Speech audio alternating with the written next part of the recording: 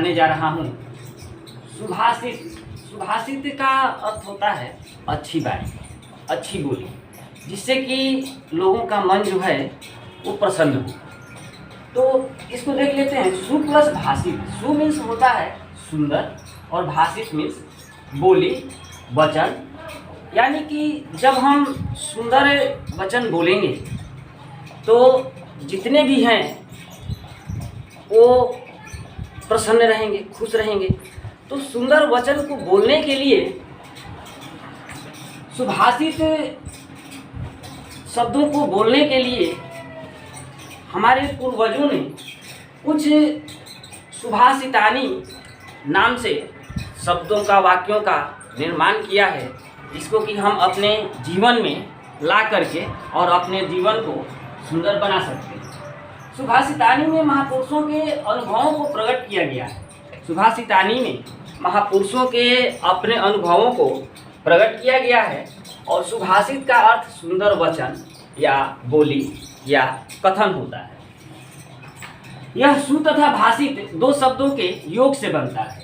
यह सु तथा भाषित दो शब्दों के योग से बनता है।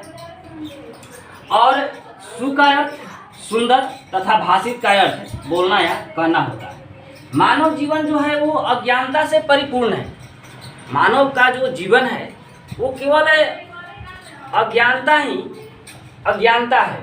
उसको अज्ञानता को दूर करने के लिए हम लोग अपने पूर्वजों द्वारा कहे गए वचनों का पालन करना चाहिए। और इसलिए सुंदर वचनों द्वारा व्यक्तियों को जीवन की सच्चाई को समझने की प्रेरणा दी गई है।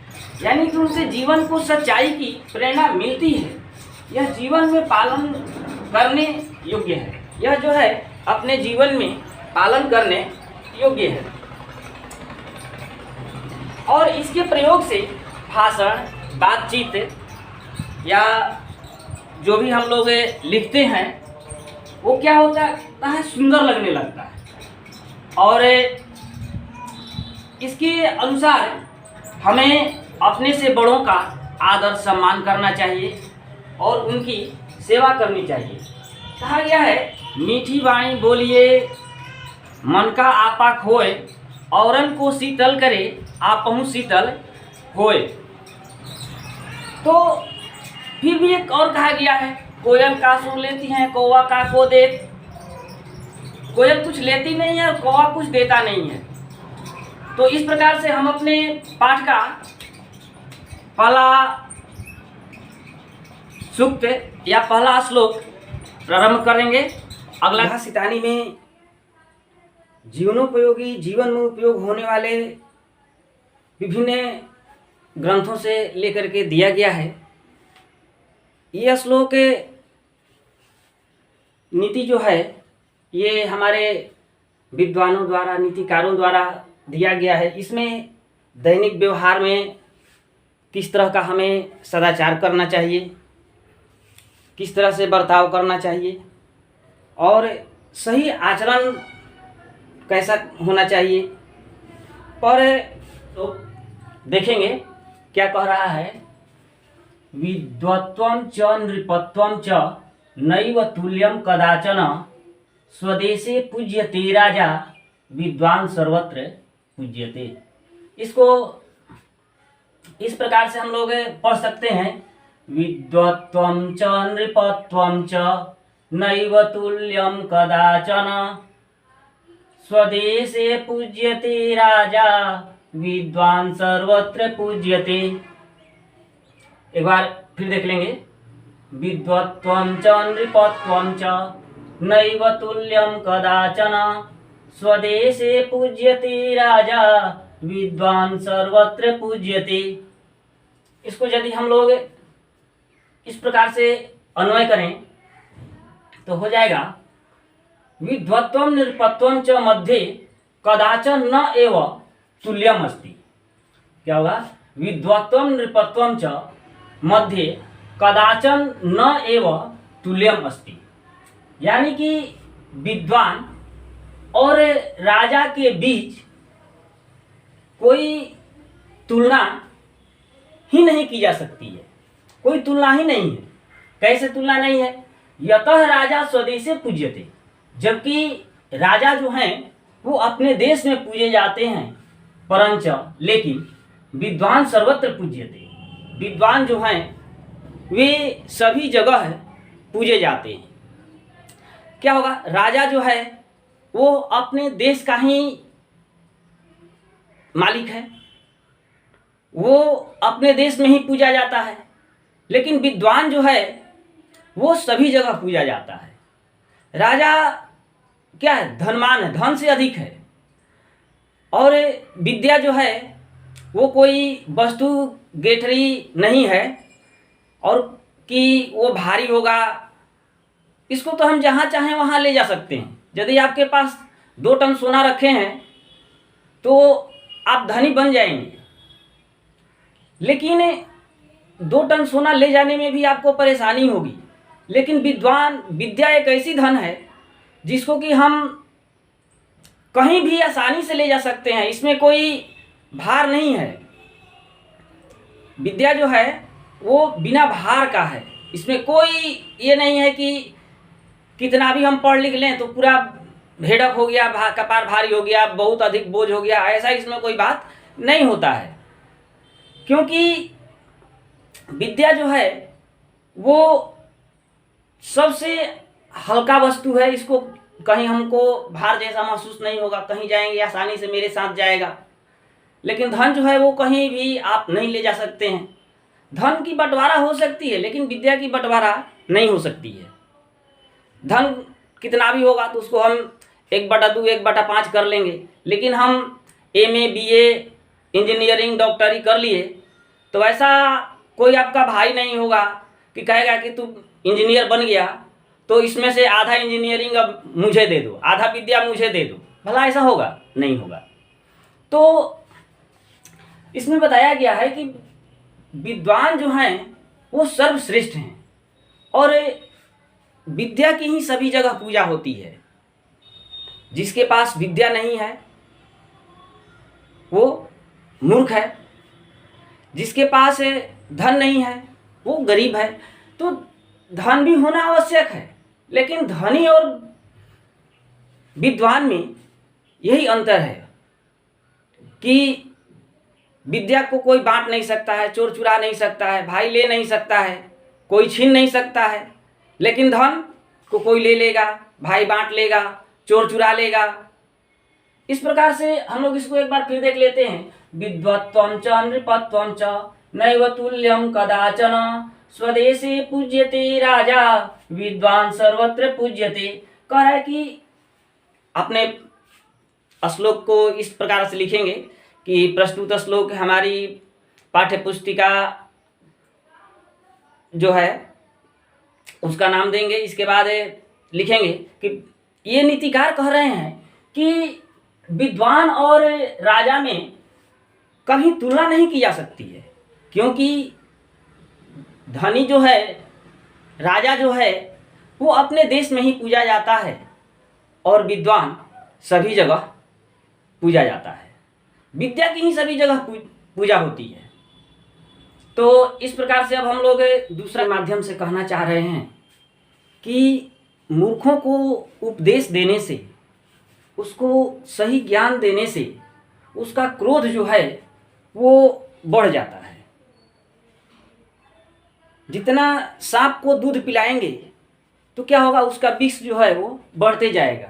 अब ये नहीं है कि दूध अमृत है तो यदि सांप को हम दूध पिला दें तो उसका दूध जो है वो विष जो है वो कम हो जाएगा, ऐसा नहीं होता है। उसको जितना भी हम दूध पिलाएंगे उसका विष क्या होगा, बढ़ जाएगा। उसी प्रकार यदि मूर्खों को हम उपदेश देंगे तो उसका क्रोध क्या होगा, बढ़ जाएगा। क्योंकि जो उसको हम सलाह देंगे उस सलाह को वो अपना अपमान मानता है कि हमारी बातों को लोग काट रहे हैं। और इस प्रकार से कहा भी गया है कि सर्प दशति काले न दुर्जना दस्ती पदे पदे, यानी कि सर्प जो है वो तो समय आने पर ही डसता है, काटता है, लेकिन दुर्जन जो है मूर्ख व्यक्ति जो है या दुष्ट व्यक्ति जो हैं वो जो है हमेशा पग पर आपको डसते रहेंगे। क्रोध मतलब आप पर क्रोधित होते रहेंगे, झगड़ा करते रहेंगे, या हमेशा वो आपसे को डसते रहेंगे। इसलिए हमारे जीयर स्वामी जी महाराज कहते हैं कि मूर्खा यत्र न पूज्यन्ते, क्या कह रहे हैं कि मूर्खा यत्र न पूज्यन्ते धान्यम यत्र सुसंचितम, मूर्खा यत्र न पूज्यन्ते धान्यम यत्र सुसंचितम दाम्पत्यो कलहो नास्ति तत्र श्री स्वयं आगता। क्या कह रहे हैं कि मूर्खा यत्र न पूज्यन्ते धान्यम यत्र सुसंचितम दाम्पत्यो कलहो नास्ति यत्र श्री स्वयं आगता। ये कह रहे हैं कि जहाँ मूर्खों का आदर नहीं होता है, सम्मान नहीं होता है, उसको हमेशा डांट करके भगाए रहते हैं, वहाँ धन और लक्ष्मी दोनों का भंडार जो है वो भरा रहता है। जहाँ स्त्री और पुरुष में झगड़े नहीं होते हैं, वहाँ लक्ष्मी जो है वो स्वयं आप उनके पास पहुंच जाती हैं। यानी कि क्या कि जहाँ मूर्खों को कभी सम्मान नहीं देना है, और पति पत्नी में यदि कभी झगड़ा नहीं होता है, तो ये सब से धन की प्राप्ति होती है, मान सम्मान की प्राप्ति होती है। तो इस प्रकार कहा गया है कि उपदेश वही मूर्खाणाम प्रकोपाय न शांतये, मूर्खों को उपदेश देने से उसका क्रोध जो है वो शांत नहीं होता है। पयः पानम भुजंगानम, जिस प्रकार सांप को दूध पिलाने से केवलम विषवर्धनम, उसका विष जो है वो केवल बढ़ता ही जाता है। जैसे देख लेते हैं इसको किस प्रकार से अन्वय करेंगे। यथा उपदेशः मूर्खाणाम प्रकोपाय भवति न शांतये भवति, कह रहे कि जैसे उपदेशः मूर्खाणाम, यानी कि मूर्खों को उपदेश देने से, सलाह देने से प्रकोपाय भवति, वो क्रोधित होता है, न शांतये भवति, वह शांत नहीं होता है। तथैव उसी प्रकार पयः पानम भुजंगानाम, सांप को दूध पिलाने से केवलम विषवर्धनम, उसका विष जो है वो केवल बढ़ता ही है। देख लेंगे कैसे। उपदेश मीन्स उपदेश, सलाह मीन्स सलाह, उपदेश सलाह, मूर्खाणाम मूर्खों का, प्रकोपाय मीन्स क्रोध बढ़ाने के लिए, न मीन्स नहीं, शांतये मीन्स शांति के लिए, पयः पानम मीन्स दूध पिलाना या पीना, भुजंगानाम सर्पों को, केवलम सिर्फ, विषवर्धनम मीन्स जहर बढ़ाने वाला। इसको इस प्रकार हम कह सकते हैं कि मूर्खों को उपदेश देने से उसका क्रोध जो है वो बढ़ जाता है। जिस प्रकार सांप को दूध पिलाने से उसका विष बढ़ जाता है। तो इस प्रकार हम लोग अगला देखेंगे। आशा करते हैं कि आपको समझ में आया होगा। एक बार फिर देख लेते हैं कैसे पढ़ेंगे। उपदेशो हि मूर्खाणाम प्रकोपाय न शांतये, पयः पानम भुजंगानाम केवलम विषवर्धनम। एक बार फिर सुनेंगे। उपदेशो हि मूर्खाणाम प्रकोपाय न शांतये, पयः पानम भुजंगानाम केवलम विषवर्धनम। इस प्रकार से आप लोग इसको पढ़ेंगे। अगला देखते हैं तीसरा नंबर। तीसरा देखेंगे। कोति भारः समर्थानाम किम दूरम व्यवसायिनाम, को विदेशः सुविद्यानाम कः परः प्रियवादिनाम। तो इसको इस प्रकार से पढ़ेंगे। कोति भारः समर्थानाम किम दूरम व्यवसायिनाम, को विदेशः सुविद्यानाम कः परः प्रियवादिनाम। फिर से देख लेंगे। कोति भारः समर्थानाम किम दूरम व्यवसायिनाम, को विदेशः सुविद्यानाम कः परः प्रियवादिनाम। इसमें नीतिकार जो हैं वो कहना चाह रहे हैं कि जो समर्थवान है, जो जिस काम को जानता है, उस काम को करने में उसको किसी भी प्रकार की परेशानी नहीं होगी। यानी कि उस काम को करने में उसे किसी भी प्रकार का कष्ट नहीं होगा।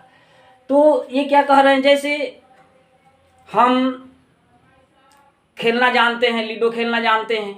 अब कोई कहे कि लीडो खेल, उस काम को करने में हमें कोई परेशानी नहीं होगी। यदि हम ट्रांसलेशन जानते हैं, अनुवाद जानते हैं, कोई कहे कि अनुवाद बनाओ, उसको बनाने में कोई परेशानी नहीं होगी। लेकिन कुछ जो जानता ही नहीं हो उसके लिए तो सब परेशानी ही परेशानी है। क्या कह रहे हैं नीतिकार, देखेंगे इसको इस प्रकार से तोड़ेंगे तो हो जाएगा कि समर्थानाम अतिभारः कः है। समर्थानाम अतिभारः कः है, समर्थवान के लिए अधिक भार क्या है? कुछ भी नहीं है। व्यवसायिनाम दूरम किम, और जो व्यापार करते हैं व्यापारियों के लिए दूर क्या है? यदि हम आरा से ले रहे हैं तो हमें 1 रुपया का बचत हो रहा है, यदि पटना से लेंगे तो 1.5 रुपया का बचत होगा। तो आरा से लेंगे कि पटना से लेंगे? पटना से लेंगे, क्योंकि उनके लिए पटना दूर नहीं है। क्यों दूर नहीं है? क्योंकि उसमें फ़ायदा ज़्यादा है, तो पटना से लेंगे। यदि पटना से दिल्ली में यदि से लाने में 2 रुपये का बचत होता है तो दिल्ली से ही लाएंगे, यानी कि उनके लिए दिल्ली भी दूर नहीं है। उसी प्रकार क्या कह रहे हैं कि समर्थवान के लिए जो शक्तिशाली है, बलवान है, उसके पास शक्ति अपार है, उसको कहिए कि 1 बाल्टी पानी ले चलो, उसके लिए क्या होगा? फटाफट वो पानी लेकर के चला जाएगा। कह पर प्रियवादी नाम, सॉरी, किम दूरम व्यवसायी नाम, व्यवसायी के लिए दूर कुछ भी नहीं है। को विदेश सुविद्या नाम, जिसके पास सभी प्रकार की विद्या हो, सब भाषा में बोलता हो, उसके लिए विदेश क्या है? कुछ नहीं है। क्या कह रहा है? कह पर प्रियवादी नाम, और जो प्रिय बोलने वाले हैं या जो प्रिय बोलने वाला है उसके लिए दूसरा कोई नहीं है। सब क्या है? सब अपने ही हैं। उसके लिए सब क्या हैं? अपने ही हैं। इसका भावार्थ देख लेते हैं।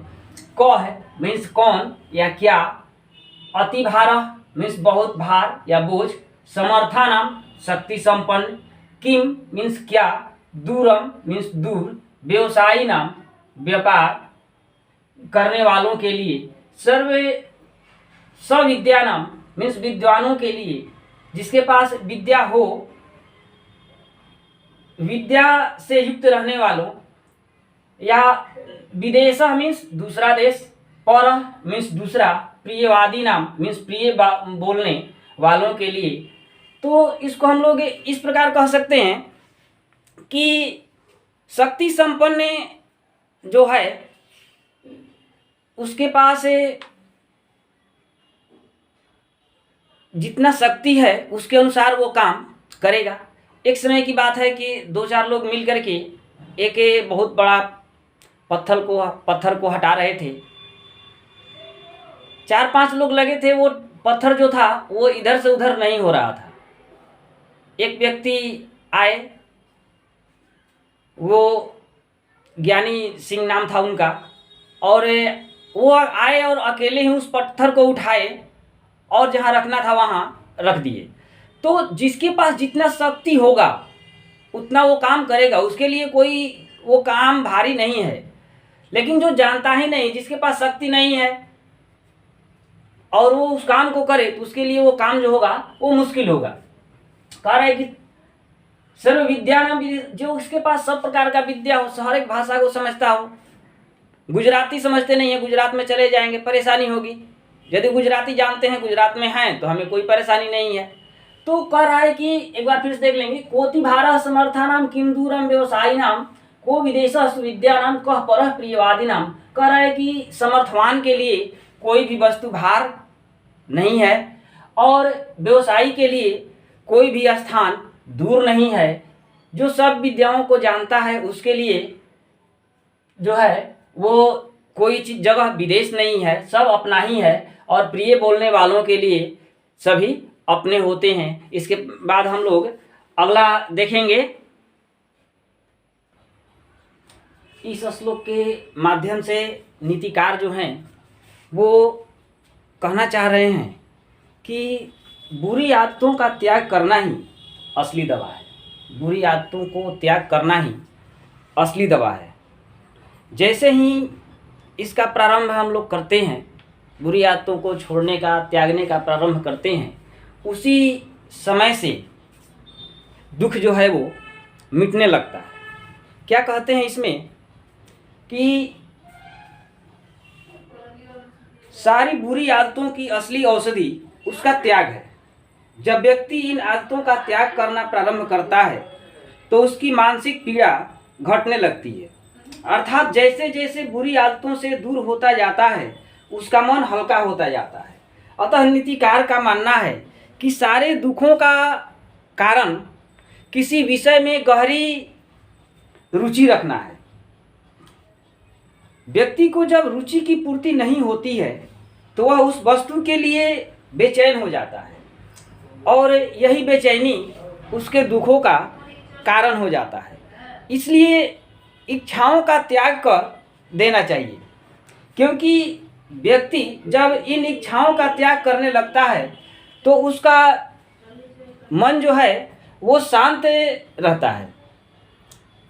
मन में किसी प्रकार की बेचैनी नहीं रहती है। इसमें क्या कहते हैं नीतिकार, देखते हैं कि केवलम व्यसनस्युक्तम भेषजम नय पंडितये तस्योच्छेद समारंभो विषाद परिवर्जनम। क्या है? नय पंडित व्यसनस्य भेषजम केवलम परिवर्जनम उक्तम। नीतिकारों द्वारा कहा गया है कि बुरी आदतों को छोड़ना ही, त्यागना ही सबसे अच्छा उपाय है। तस्य समारंभ विषादस्य उच्छेदः भवति। जब ही उसका हम त्याग करना शुरू कर देते हैं उसी समय से कष्ट जो है वो समाप्त होने लगता है। इसका शब्दार्थ देख लेते हैं। केवलम, केवलम मीन्स सिर्फ, व्यसनस्य मीन्स बुरी आदत, उक्तम मीन्स कहा गया है, भेषजम मीन्स दवा या इलाज, नय पंडित नीति को जानने वालों द्वारा, तस्य मीन्स उसका, उच्छेद मीन्स अंत, समारंभ मीन्स प्रारंभ करने पर, विषाद मीन्स दुख, कष्ट, परिवर्जनम मीन्स त्याग या छोड़ना। इसका भावार्थ ये हुआ कि नीतिकार कहते हैं कि बुरी आदतों का त्याग करना ही, जैसे हम एक मोबाइल में ये क्या बोलते हैं गेम खेलना शुरू कर देते हैं, वो क्या है? कष्टों का कारण है। गेम खेल रहे हैं, माता पिता बोल रहे हैं, सब लोग आपको डांट रहा है, कष्ट का कारण बना हुआ है। क्यों? क्योंकि हम उसके बिना नहीं रह पाते हैं, बेचैन हो जाते हैं। और जब ही उस आदत को धीरे धीरे छोड़ना प्रारंभ करते हैं, जब ही अपना गेम खेलना बंद करते हैं, तो उसी समय क्या होता है, आपको धीरे धीरे धीरे धीरे करके लोग बोलना छोड़ देते हैं और आपकी प्रशंसा करना शुरू कर देते हैं। एक बार फिर से पढ़ देते हैं, देख लेंगे। केवलम व्यसनस्युक्तम भेषजम नय पंडितये तस्योच्छेदः समारंभो विषाद परिवर्जनम। यानी कि सभी बुरी आदतों का इलाज जो है वो नीतिकारों द्वारा यही कहा गया है कि उसको छोड़ना ही सबसे अच्छा उपाय है। उसका उपाय डॉक्टर के पास नहीं है। अब हमको बिना टीवी का मन नहीं लग रहा है तो उसमें डॉक्टर क्या दवा देगा? अब उसके बारे में जो जानता है, जो नीतिकार है, जो इसके बारे में आपको सही विचार दे सकता है, वही इसका सही उपाय बता सकता है। तो इस श्लोक में नीतिकार यही कहना चाहते हैं कि जितनी भी आपके पास गलत आदतें हैं, बुरी आदतें हैं, उस सभी आदतों को धीरे धीरे छोड़िए और धीरे धीरे जीव छोड़ना हम आरंभ करेंगे, तब हमको सुख की प्राप्ति होना शुरू हो जाएगा। सारे दुख कष्ट जो हैं वो मिट जाएंगे। इसके बाद अगला देखेंगे कि जिस प्रकार गाय अपने बछड़े को उसके गंध से पहचान लेती है, उसी प्रकार बछड़ा जो है वो अपनी माँ को पहचान करके माँ के पास चला आता है। इसके बाद यदि उसका बच्चा अपना बच्चा होता है तो उसे चाटने लगता है। उसी प्रकार विद्वान जो हैं वो शास्त्र ज्ञान के द्वारा योग्य अयोग्य का पता लगा लेते हैं। राजा जो है वो अपने गुप्तचरों के माध्यम से पता लगा लेते हैं कि उनकी प्रजा कैसी है। विरोध अथवा समर्थन के बारे में जानकर भविष्य की योजना तैयार करते हैं। सामान्य लोग अपनी आंखों देखी बातों पर ही विश्वास करते हैं, सुनी हुई बातों पर ध्यान नहीं देते हैं। तात्पर्य यह है कि आंख से देख करके पहले के लोग जो थे वे आंखों से देख करके पता लगा लेते थे कि आपका चरित्र जो है वो कैसा है। कहा भी गया है कि संस्कार बता देते हैं कि परिवार कैसा है। आपका जैसा परिवार होगा वैसा आप में संस्कार होगा। बातचीत बता देता है कि इंसान कैसा है। जब हम बातचीत करेंगे तो पता चल जाएगा कि यह इंसान कैसा है।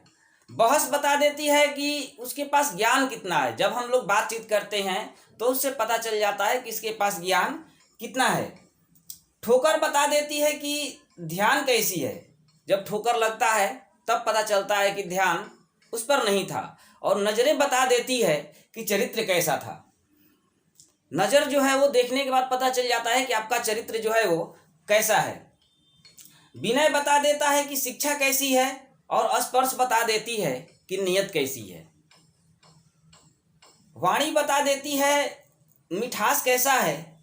मुश्किल बता देता है कि हौसला की कैसा है। इसी प्रकार मृत्यु भी बता देती है कि आपका ये जीवन जो है वो कैसा रहा। तो इस श्लोक में यही बताना चाहते हैं कवि कि सभी किसी न किसी माध्यम से एक दूसरे को पहचानते हैं, देखते हैं। क्या है देख लेते हैं। गंधेन गावः पश्यन्ति शास्त्रैः पश्यन्ति पंडितः चारैः पश्यन्ति राजानः चक्षुर्भ्यामितरे जनाः। इसको इस प्रकार पढ़ेंगे। गंधेन गावः पश्यन्ति शास्त्रैः पश्यन्ति पंडितः चारैः पश्यन्ति राजानः चक्षुर्भ्यामितरे जनाः। इसका अन्वय यदि करते हैं तो हो जा रहा है गावः गंधेन पश्यन्ति पंडितः शास्त्रैः पश्यन्ति राजानः चारैः पश्यन्ति इतरे जनाः चक्षुर्भ्या पश्यन्ति। कहने का अर्थ है कि गावः गंधेन पश्यन्ति। गाय जो है वो अपने बछड़े को, अपने बच्चे को उसके गंध से पहचान जाती है और बछड़े के पास जा कर के उसको चाटने लगती है। बछड़ा भी अपनी माँ का दूध पीने लगता है, वो उसके गंध से पहचान जाती है। शास्त्रैः पश्यन्ति पंडितः। शास्त्र पंडित जो हैं, ज्ञानी जो हैं, शास्त्र द्वारा कही गई बातों को परख करके, देख करके आपके बारे में पता लगा लेंगे कि आप कैसे हैं, क्या हैं, किस विचार के हैं। तो इस प्रकार गावः चारैः पश्यन्ति राजानः। और राजा जो हैं वो गुप्तचरों के माध्यम से पता लगा लेते हैं कि हमारी प्रजा जो है वो कैसी है। राजा गुप्तचरों के माध्यम से पता कर लेते हैं कि हमारी प्रजा जो है वो कैसी है। इतरे जनाः चक्षुर्भ्याम पश्यन्ति। और कुछ लोग जो हैं वे आँखों को देख करके पता कर लेते हैं कि आपका चरित्र कैसा है, आपका व्यवहार कैसा है। तो इस प्रकार से इस पाठ का मुख्य बातें, मुख्य कथन यही है कि गाय जो है वो गंध से पहचानती है कि यह मेरा बच्चा है। विद्वान जो हैं वो शास्त्रों को देख करके जान जाते हैं कि वह कैसा है। राजा लोग अपने गुप्तचरों द्वारा पता लगा लेते हैं कि उसके प्रति लोगों का आस्था कैसा है, भावना कैसी है, विचार कैसा है, जिसे अन्य लोग आँखों से देखकर जान जाते हैं कि इसका चरित्र, इसका व्यवहार कैसा है। कि अधिक बोलने पर बोलने वालों के विषय में पता चल जाता है कि वह किस प्रकार का अथवा किस स्थिति का या कहाँ का वो व्यक्ति है। साथ ही अधिक बोलने वालों के मुख से कुछ ऐसी बातें निकल जाती हैं जो उनके लिए महान घातक सिद्ध होती हैं।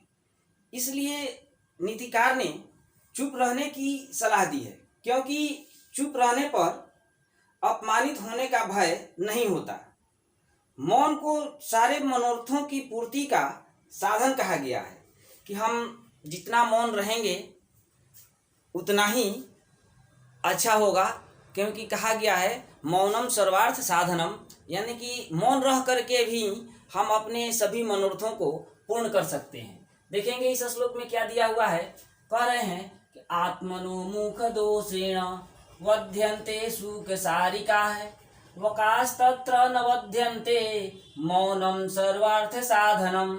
एक बार फिर से देखेंगे, आत्मनो मुख दोषेण वध्यन्ते सुख सारिका है वकास्तत्र न वध्यन्ते मौनम सर्वार्थ साधनम।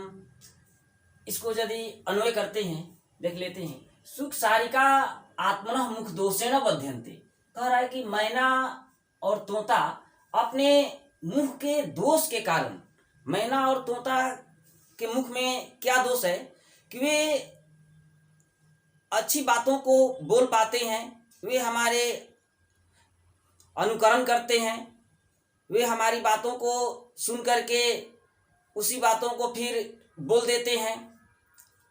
ये उनके मुख में दोष है क्या? अच्छाई है, लेकिन ये अच्छाई उनके लिए दोष प्रकट होता है। क्या कहता है कि सुख सारिका आत्मनः मुख दोषेण बध्यन्ति, मैना और तोता अपने मुख के दोष के कारण, अपने मुख के दोष के कारण बंधे जाते हैं। तत्र वका न बध्यन्ते, वहाँ बकुला नहीं बांधा जाता है। बकुला सुंदर होता है, देखने में भी अधिक सुंदर लगता है, लेकिन उसको लोग पकड़ करके पिंजड़े में बंद नहीं करते हैं। क्यों नहीं बंद करते हैं? क्योंकि बकुला का बोली जो है वो अच्छा नहीं है, वो हम लोगों के बोली का अनुकरण नहीं कर सकता है, और वो अच्छा होते हुए भी उसकी बातों को लोग पसंद नहीं करते हैं। वो अधिकांशतः चुप रहता है, इसलिए उसे और लोग नहीं पसंद करते हैं, वो बांधा नहीं जाता है। अतएव इसलिए सर्वार्थ साधनम मौनम भवति, इसलिए मौन ही है वो सभी मनोकामनाओं का पूरा करने वाला है। तो जितना हम चुप रहेंगे उतना ही हमारी प्रशंसा होगी, और अधिक बोलेंगे, बोलते बोलते कहीं गलती बोल दिए तो हमें लज्जित होना पड़ेगा। तो क्या कह रहा है देख लेंगे इसका। आत्मना मीन्स अपने मुख दोषेण मीन्स मुख के दोष के कारण, यानी कि बड़ बोले के कारण, अच्छा बोलना या अनुकरण करके बोलना, बध्यन्ते बंद किए जाते हैं। सुकः तोता, सारिका मैना, तत्र वहाँ, न मीन्स नहीं, मौनम मीन्स चुपचाप सहना, सर्वार्थ साधनम, सर्वार्थ साधनम मीन्स सारे मनोरथों को पूर्ण करने वाला। तो इसको हम लोग ये कह सकते हैं कि तोता और मैना अपने मधुर बोली के कारण पिंजड़े में बंद किए जाते हैं, अपने मुख के दोष के कारण वो पिंजड़े में बंद किए जाते हैं। जबकि बकुला जो है वो सुंदर होते हुए भी कम बोलने के कारण पिंजड़े में बंद नहीं किया जाता। इसलिए कहा गया है कि मौन रह करके ही हम अपनी सभी कामनाओं को पूरा कर सकते हैं, अपने इच्छित चीज को, लक्ष्य को पा सकते हैं। इसलिए इसको सुन करके आप लोग भी मौन रहें। जितना कम बोलेंगे उतना सत्य बोलेंगे, अधिक बोलेंगे, अधिक झूठ बोलेंगे तो झूठ बोलने से क्या फायदा। इसलिए कम ही बोलें और सही बोलें, सत्य बोलें, और मौन रह करके ही हम अपनी सभी महत्वाकांक्षाओं को पूरा कर सकते हैं। इसके बाद हम लोग देखेंगे अब कि उच्च विचार और नीच विचार वाले व्यक्तियों में क्या अंतर होता है। तो नीच विचार वाले लोग जो हैं वो ये अपना है, ये दूसरे का है, ये अपना नहीं है, ऐसा सोच रखते हैं। और ऊंचे विचार वाले लोग जो होते हैं वे पूरा संसार को ही अपना परिवार समझते हैं। इसमें देखते हैं क्या है कि अयम निजः परो वेति गणना लघु चेतसाम उदार चरिता नाम तु वसुधैव कुटुंबकम। इसको इस प्रकार भी पढ़ सकते हैं, अयम निजः परो वेति गणना लघु चेतसाम उदार चरिता नाम तु वसुधैव कुटुंबकम। फिर देख लेंगे, अयम निजः परो वेति गणना लघु चेतसाम उदार चरिता नाम तु वसुधैव कुटुंबकम। इसका अन्वय करते हैं तो होता है, लघु चेतसाम अयम निजः वा परः इति गणयति। छोट विचार वाले व्यक्ति यह अपना है, यह दूसरे का है, इस प्रकार की सोच रखते हैं। लेकिन उदार चरिता नाम जना नाम तु, उदार चरित्र वाले व्यक्ति मीन्स महान व्यक्ति तू तो वसुधा एवं कुटुंबकम भवति, पृथ्वी को ही अपना परिवार मानते हैं। इसको देखेंगे, ये वसुधैव है तो इसको तोड़ेंगे तो हो जाएगा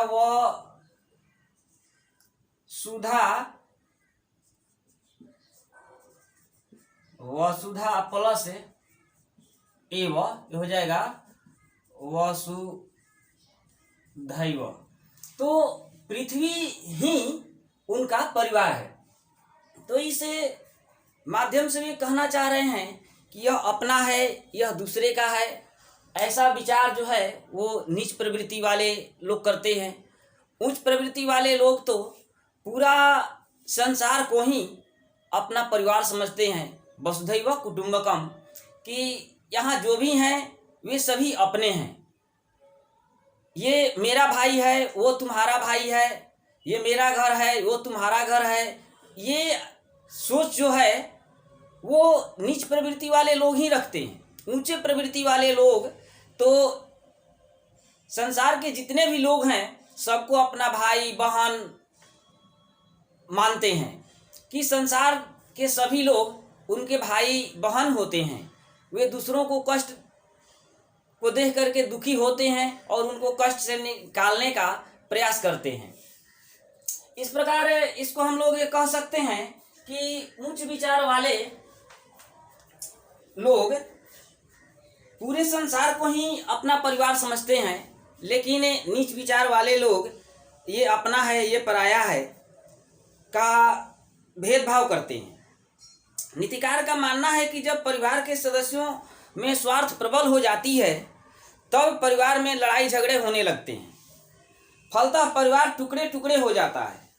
इसी प्रकार ये अपना है वो दूसरा का है करते हैं तो ये गलत बात है। ऐसा नहीं करना चाहिए। जितना भी है वो सब हमारा है, सब हमारा अपना है। कहा गया है कि तुच्छ विचार वाले अपना पराया का भेदभाव करते हैं, लेकिन उदार विचार वाले संपूर्ण धरती को ही अपने परिवार जैसा समझते हैं। तात्पर्य यह है कि नीच विचार के व्यक्ति ही भेदभाव की भावना से ग्रस्त होते हैं। महापुरुष तो सबको अपने भाई बंधु जैसा मानते हैं। इस प्रकार हम लोग अगला देखेंगे, आपसी कलह से परिवार नष्ट हो जाता है, खराब बोली वचन से दोस्ती खत्म हो जाती है, मूर्ख राजा राष्ट्र का विनाश कर देते हैं तो कुकर्म से व्यक्ति की प्रतिष्ठा नष्ट हो जाती है। नीतिकार का मानना है कि जब परिवार के सदस्यों में स्वार्थ प्रबल हो जाता है तो आपस में लड़ाई झगड़े होने लगते हैं। इसका परिणाम यह होता है कि परिवार जो है, घर जो है वो टुकड़े टुकड़े हो जाता है। इसी प्रकार खराब बोली वचन बोलने से दोस्ती जो है वो टूट जाती है। इसका परिणाम होता है कि विपरीत परिस्थितियों में कोई उसका साथ देने वाला नहीं होता है। बुरे राजा के कारण ही कोई देश गुलाम हो जाता है और लोगों को अपमानित होकर जीना पड़ता है। कुकर्म करने वालों की प्रतिष्ठा नष्ट हो जाती है। इसलिए हर कोई ऐसे व्यक्ति को घृणा की दृष्टि से देखने लगता है। क्या कह रहा है देखेंगे, कलहंतानि हमर्याणि कुवाक्यांतम च सौहृदम कुराजांतानि राष्ट्राणि कुकर्मांतम यशो नृणाम। एक बार फिर से देखेंगे, कलहंतानि हमर्याणि कुवाक्यांतम च सौहृदम कुराजांतानि राष्ट्राणि कुकर्मांतम यशो नृणाम। हमर्याणि मीन्स भवनानि, कलहेन मीन्स कलहेन विनश्यति, कुवाक्यम च अंतम सौहृदम, कुराजा राष्ट्राणि विनश्यति तथा नृणाम यशः कुकर्मेण विनश्यति। कह रहा है कि हमर्याणि कलहेन विनश्यति मीन्स मकान जो है, घर जो है, परिवार जो है वो झगड़े से समाप्त हो जाता है, टूट करके बिखर जाता है। कुवाक्यम च अंतम सौहृदम, और खराब बोली वचन बोलने से दोस्ती जो है, मित्रता जो है, प्रेम जो है वो समाप्त हो जाता है। कुराजा राष्ट्राणि विनश्यति, कुराजा मीन्स खराब राजा मीन्स मूर्ख राजा क्या करेंगे, जिनको कुछ समझ में नहीं आ रहा है, कब क्या बोलना है, कब क्या कहना है, कब कहाँ जाना है। यदि ऐसे राजा होंगे तो क्या होगा, राष्ट्र का विनाश हो जाएगा और जितने भी उस देश के नागरिक होंगे उन्हें अपमानित होना पड़ेगा और उनको कष्ट होगा।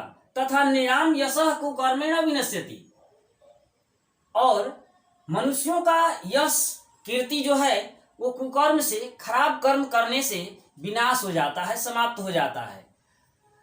इसका देखते हैं, कलहंतानि मीन्स आपसी लड़ाई झगड़े से, हमर्याणि भवन घर या परिवार, कुवाक्यांतम खराब बोली से नष्ट होती है, च मीन्स और, सौहृदम मीन्स दोस्ती मित्रता, कुराजा मीन्स बुरे राजा से, अंतानि नष्ट हो जाता है या समाप्त हो जाता है, राष्ट्राणि राष्ट्रों को, कुकर्मांतम कुकर्म से अंत होने वाला, यश मीन्स प्रतिष्ठा सम्मान, नृणाम मीन्स मनुष्यों का। इसका कहने का अर्थ ये है कि कलह से, लड़ाई झगड़े से घर परिवार जो है वो टूट करके बिखर जाता है, यानी कि टूट जाता है। कुवाक्यांतम च सौहृदम, और खराब बोली से दोस्ती समाप्त हो जाती है, दोस्ती प्रेम जो है वो टूट जाता है। कुराजांतानि राष्ट्राणि, खराब राजा से, मूर्ख राजा से क्या होता है, राष्ट्र जो है वो बर्बाद हो जाता है। कुकर्मांतम यशो नृणाम, और कुकर्म करने से मनुष्यों का यश कीर्ति जो है वो समाप्त हो जाता है। तो ये नीतिकार जो है वो कहना चाहते हैं कि हमें हमेशा अच्छी वाणी ही बोलना चाहिए, कभी लड़ाई झगड़ा नहीं करना चाहिए, गलत काम नहीं करना चाहिए। तो इससे यही शिक्षा मिलती है कि आप लोग कभी किसी से लड़ाई झगड़ा नहीं करेंगे, किसी को खराब बोली गाली वगैरह नहीं देंगे। इसके बाद कोई भी अपने से खराब काम नहीं करेंगे जिससे कि हमारे मान प्रतिष्ठा इज्जत पर किसी प्रकार का दाग लगे। इसके बाद ये श्लोक सुभाषितानी सुंदर वचनों वाला, इसको सुन करके अपने जीवन में उतारने का प्रयास करेंगे, कोशिश करेंगे कि हम भी इसी के अनुसार चलें, अपना भविष्य बनाएं। बाकी नगेंद्र सर इसका आप लोगों को क्वेश्चन आंसर दे देंगे, उससे आप लोग क्वेश्चन आंसर करेंगे और इसको सुन करके आप लोग भावार्थ लिखने का प्रयास करेंगे। थैंक यू, धन्यवाद।